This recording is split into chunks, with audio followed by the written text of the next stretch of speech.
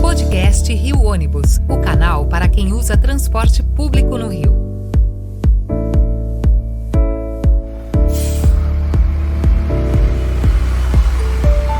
Saudações ouvintes, passageiros dos ônibus da cidade e população carioca.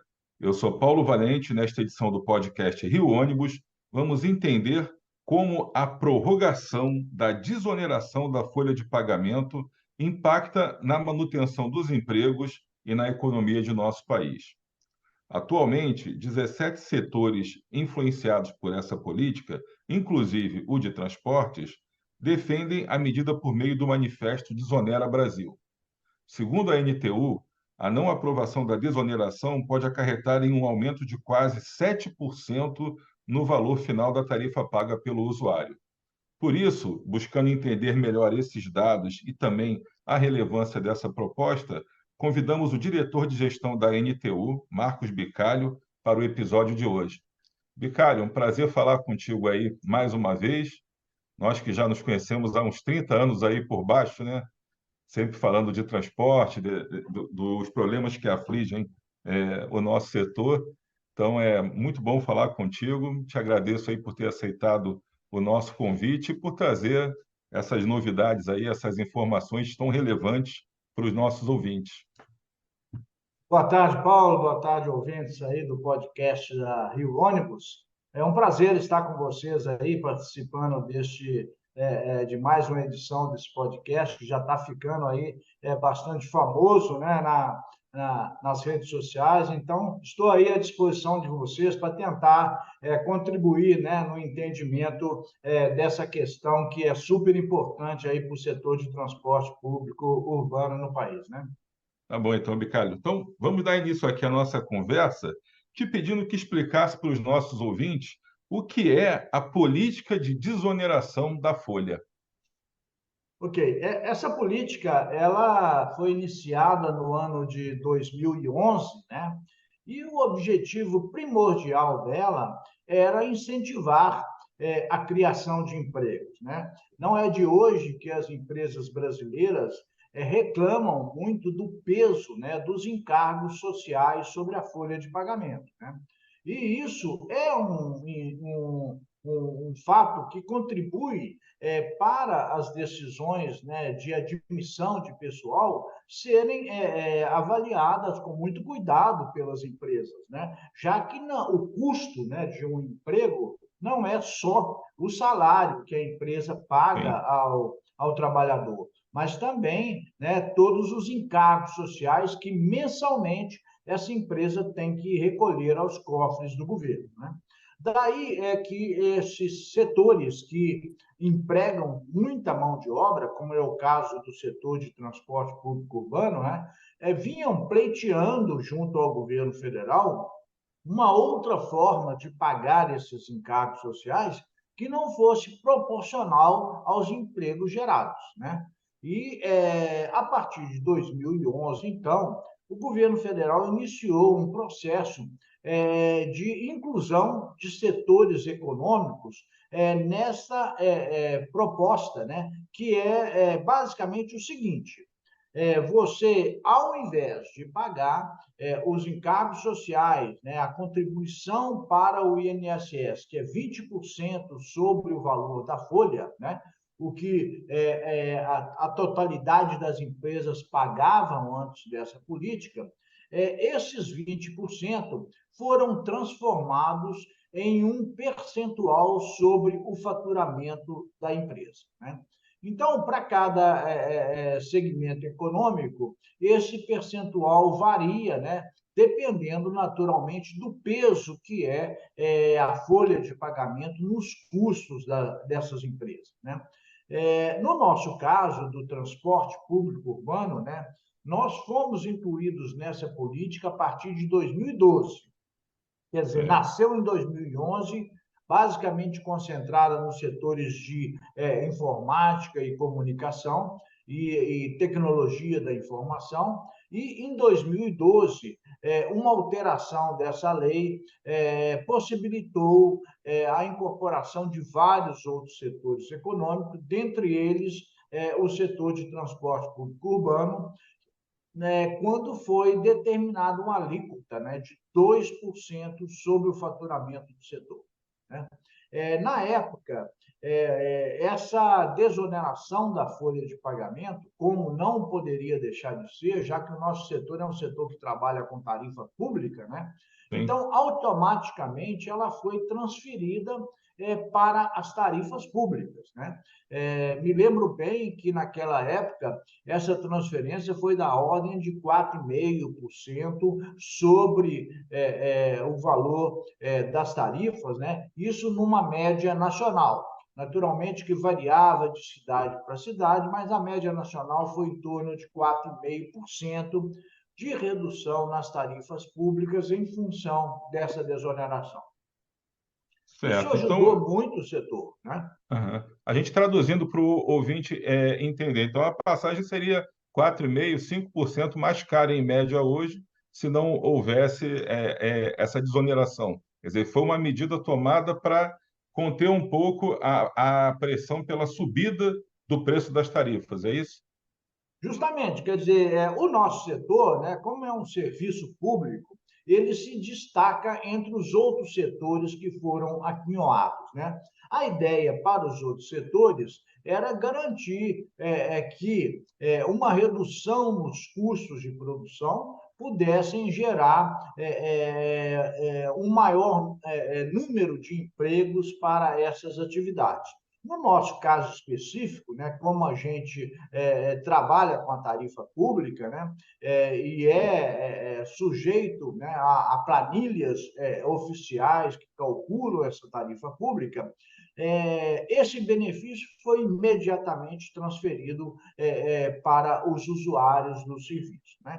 Então, na realidade, naquela época, foi realmente esses 4,5% de redução, e hoje, os últimos cálculos que a gente faz, Paulo, já está mostrando, né, que o retorno dessa cobrança dos encargos sociais sobre a folha de pagamento acarretaria aí um reflexo nos custos do setor da ordem de 7%. E reflexo Certo, nos custos, naturalmente, né, ele é repassado para as tarifas públicas, né? Então, certo. isso poderia gerar também um aumento da mesma magnitude nas tarifas públicas. Quer dizer, o grande beneficiado com essa política, né, de desoneração, na verdade, no nosso caso especificamente do transporte, é o usuário, né, que consegue ter a tarifa aí mais módica. E, de uma certa forma, mantendo a tarifa mais módica, mantém os passageiros. Mantendo os passageiros, mantém a demanda mais elevada. Com a demanda mais elevada, exige a colocação de mais ônibus. Com a colocação de mais ônibus, gera mais emprego também, porque você tem que contratar mais motoristas, mais operadores, quer dizer, você movimenta aí toda a economia também em torno disso. Mas me posiciona um pouco, então, sobre o risco. Há risco realmente hoje de ser cancelado esse benefício, de se retirarem isso? Como é que está esse trabalho aí para conseguir se manter esse benefício aí para o setor que impacta diretamente aí na população? A legislação atual, né, ela estabelece que esta desoneração da folha para esses 17 setores econômicos, né, que são beneficiados com ela valeria até o dia 31 de dezembro de 2023, né? Certo, Desde 2011 até os tempos atuais, essa legislação ela foi sendo constantemente aprimorada com a saída de alguns setores, o governo resolveu reduzir, né, o número de setores e acabou ficando somente 17 setores, né? E certo, a última prorrogação foi feita em 2021 e elevou o prazo, né, de validade dessa política pública até 31 de dezembro de 2023. Então, na realidade, se nada acontecer, a gente teria realmente o término desse benefício a partir de 1º de janeiro do ano que vem. Ocorre certo. que, no início do ano, o senador Efraim Filho, da Paraíba, ele apresentou um projeto de lei no Senado, né, que é o projeto de lei número 334/2023. Esse projeto propunha uma prorrogação de mais 4 anos, né, para essa desoneração da folha. A ideia era ganhar um tempo até que essa reforma tributária que está em andamento, né, no Congresso Nacional pudesse equacionar essa questão do custo, né, da folha de Sim. pagamento. Existe um anseio generalizado de todos os empregadores de que a desoneração da folha de pagamento deve atingir todos os setores econômicos, né? Ocorre que esses 17 setores que estão beneficiados são aqueles que realmente empregam mais, né? Que têm Uhum. a mão de obra como um dos seus principais insumos. Então, é por conta disso que esses setores foram mantidos nessa política de desoneração. Bom, o projeto do senador Efraim foi votado no Senado Federal, foi aprovado no Senado Federal e já remetido para a Câmara dos Deputados, né? Nós temos uma tramitação de todos os projetos de lei, o projeto que nasce no Senado, ele aprova no Senado, vai à Câmara, se a Câmara fizer alguma alteração, volta ao Senado e daí vai à sanção presidencial. Então, nós estamos nesse caminho. Foi apresentado no Senado, aprovado no Senado e encontra-se hoje na Comissão de Desenvolvimento Econômico da Câmara dos Deputados, né? Lá ele se encontrou com uma outra iniciativa de um parlamentar da Câmara, né? Que é o Sim. projeto de lei 1016/2023, e que estava tramitando já na Câmara dos Deputados e tratava sobre o mesmo assunto. Então, dita a regra, né, dos regulamentos da Câmara, de que se tem um projeto em tramitação sobre o mesmo assunto, o que vem do Senado é apensado a este que está tramitando lá. E foi o que aconteceu. O projeto 334 do Senado foi apensado ao projeto 1016 que tramitava na Câmara. E encontra-se lá sob a relatoria de uma deputada do Rio Grande do Sul, que chama Anne Ortiz. Então, nós estamos agora nesse processo, né, de tramitação na Câmara dos Deputados. Temos bastante expectativa de que esse projeto vai andar. Agora, na semana passada, no dia 9/8, um volume grande de deputados e lideranças partidárias entraram com um requerimento de tramitação urgente para esse projeto. O que significa isso?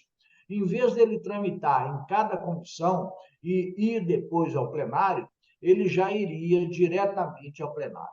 Ele está hoje na Comissão de Desenvolvimento Econômico, teria que passar pela Comissão de Finanças e Tributação, posteriormente pela Comissão de Constituição e Justiça e depois o plenário, né? Se este requerimento de urgência, que deu entrada no dia 9/8, for aprovado, o projeto sai dessa comissão que ele está hoje e vai direto para ser apreciado pelo plenário. Este é o caminho mais seguro, né? Tendo em vista que o prazo que nós temos para aprová-lo é muito curto, né? Normalmente, um projeto na Câmara dos Deputados demora aí de 2 a 3 anos para ser aprovado e tramitar em todas as comissões. Como é um assunto que realmente é urgente, né? E terá reflexos bastante negativos na economia, né? Haja vista que a retirada desse benefício ela vai impactar preços de vários setores econômicos, Sim. né? No nosso caso também, e isso vai influir no nível de inflação, né? Que o país está agora justamente no momento de redução. Então, a gente acredita que existe um ambiente favorável, viu, Paulo, para a aprovação desse projeto, né? Os 17 setores estão muito unidos nesse processo, tentando convencer os parlamentares da Câmara dos Deputados da importância de aprová-lo, né? Então, nós acreditamos que isso possa realmente ocorrer. Vamos torcer e trabalhar no sentido de convencer os parlamentares dessa necessidade. Então, pô, Bicário, até pegando aqui, você falou em 17 setores, né? A gente sabe, tem o de transporte, tecnologia, construção civil, texto, realmente são os grandes geradores de emprego aí, né? Com a carteira assinada, com tudo regulamentado. E é interessante você explicando aí toda a tramitação, número dos projetos e como é que é o procedimento interno nas casas. Eu aproveito então até para falar com os ouvintes. A gente, há pouco tempo, estava debatendo aqui. Tem muita gente que não entende o que é o Rio Ônibus, o que é a CEMOV, né, que é a antiga FETransport, qual o papel da NTU, já não tem a NTP, e o que é a CNT. Então, para muitos ouvintes que não são especializados no setor, o pessoal fica meio perdido, tantas siglas, tantas entidades e tudo. E a gente vai tentando explicar para cada um como que funciona. Nós somos um sindicato ligado a uma federação, temos interesses municipais, estaduais, temos interesses federais que são iguais para todo o país, porque quando você fala, olha, uma linha do bairro aqui, é um caso específico dentro do município, que o sindicato trabalha. Uma demanda aqui de ICMS do combustível, já é uma coisa que envolve mais o Estado, mas tem algum impacto federal, dentro da reforma tributária também. Mas quando você está falando aí do trabalho da NTU, eu fico pensando aqui, olha, quantas empresas nós temos hoje, né? Empresas de ônibus que são associadas em todo o país, quantas federações, quantos sindicatos, né? De um país com o tamanho do nosso, com a população do nosso, e todos com a mesma preocupação. Então, é interessante ver esse movimento que a NTU faz em Brasília, né? Esse acompanhamento dos grandes temas nacionais. E esse é um tema da desoneração que eu lembro de muitos anos atrás, a gente conversando sobre questões como essas. Olha, como que o transporte vai sobreviver no futuro? Numa época até que o pessoal vinha meio tranquilo, olha, como que a gente projeta os cenários? Como é que a gente vai ver essa questão da tarifa? A gente falava tanto tempo atrás sobre a questão, olha, vai chegar o dia que o usuário não vai conseguir pagar essa conta sozinha. Então, a NTU há quantos anos levantou questão de subsídios, questão da desoneração, questão do investimento público, né, de novas tecnologias, de comunicação com o cliente. Eu mesmo, a primeira vez que eu ouvi falar que não era passageiro, era cliente, foi na NTU, né? Quando a gente já começava a tratar esses temas, antecipando aí muita coisa daquilo que a gente vem vivendo, vem discutindo hoje. E uma coisa interessante é esse trabalho que foi feito pela NTU também de aproximação. A NTU está representando o interesse das empresas transportadoras de passageiros em todo o país.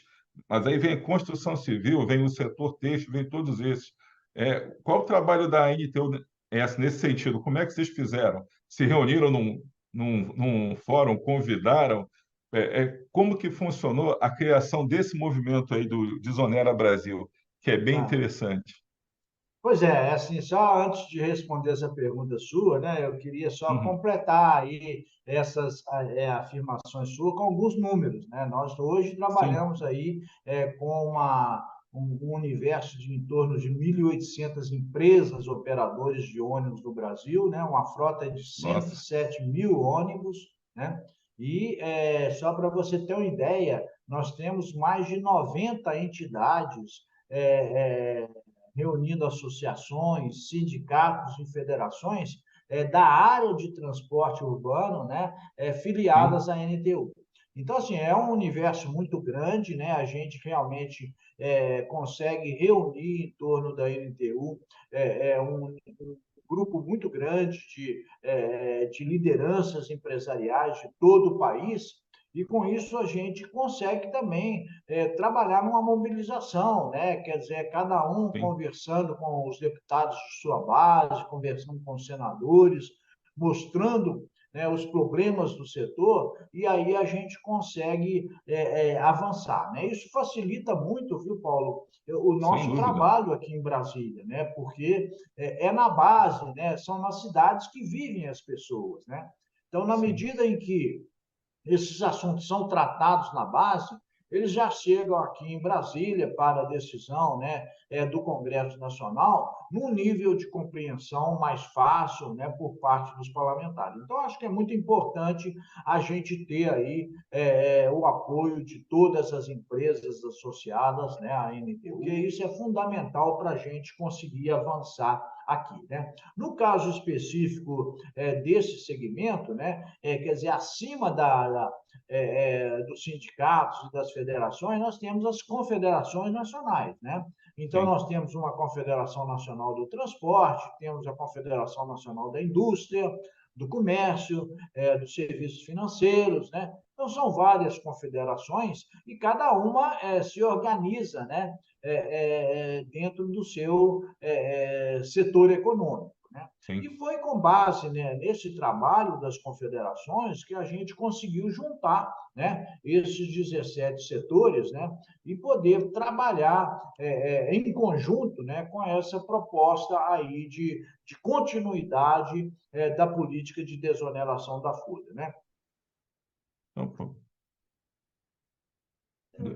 deu uma travadinha aqui, Tem Rafael, toda depois a você indústria de edita. calçados, que é uma indústria que emprega muita gente, né? Porque é Sim, um trabalho muito artesanal. Então, a construção civil, né, que você sim, já citou aí, a área de comunicação, que também tem muitos empregados. Então, são setores que se destacam aí, né? Destacam bastante na geração de empregos, né? E existem números que comprovam que esses setores que foram beneficiados, né, com essa política de denominação, conseguiram, ao longo desses 12 anos em que essa política está em vigor, conseguiram gerar efetivamente mais empregos, né? Dentro dessa sim, lógica que você falou, da movimentação, né? Na medida em que você oferece preços mais baratos, você consegue movimentar mais a economia, né? E na medida também que o trabalhador custa menos, né, para a empresa, ela se anima mais a gerar postos de trabalho, né? E isso acaba influenciando no número de pessoas empregadas, né? sim. A totalidade desses setores, Paulo, tem uma característica, são empregos formais, né, com carteira Isso, assinada, né? isso é fundamental. Isso é muito importante na hora de você ver a segurança, né, que essas pessoas têm na medida em que têm um emprego formal. Então, é um trabalho que nasce nas bases, né, e vem subindo até chegar aqui nas representações federais, né? Quer dizer, a NTU acaba sendo uma entidade que polariza, né, todos as cidades, as grandes cidades brasileiras, os estados, né, em torno dessa bandeira do transporte público coletivo urbano. Alô, Bicário. Então, olha, te agradecendo já muito pelos esclarecimentos. Mais uma vez, falando do prazer de estar aqui conversando contigo. É sempre bom a gente conversar. Você é sempre uma grande fonte aí de conhecimento, de aprendizado. É um prazer ter a sua amizade aí, esse convívio há tanto tempo. Então, a gente está chegando ao final aqui do nosso podcast, né? Então, obrigado aí pela tua participação. Eu que agradeço a oportunidade, um abraço a você e aos seus ouvintes. Tá bom? Obrigado. Então, gente, ó, agradecendo ao diretor de gestão da NTU, Marcos Bicalho, pela participação, chegamos ao fim de mais uma edição do podcast Rio Ônibus, que ficará disponível para você ouvir novamente, a qualquer hora, e também para compartilhar com quem você quiser. Na próxima semana estaremos aqui com mais um assunto do seu interesse. Esperamos você. Apresentação e supervisão, Paulo Valente. Roteiro e produção, Peter Barcelos. Produção técnica, One Marketing. Rio Ônibus. Seu dia passa por aqui.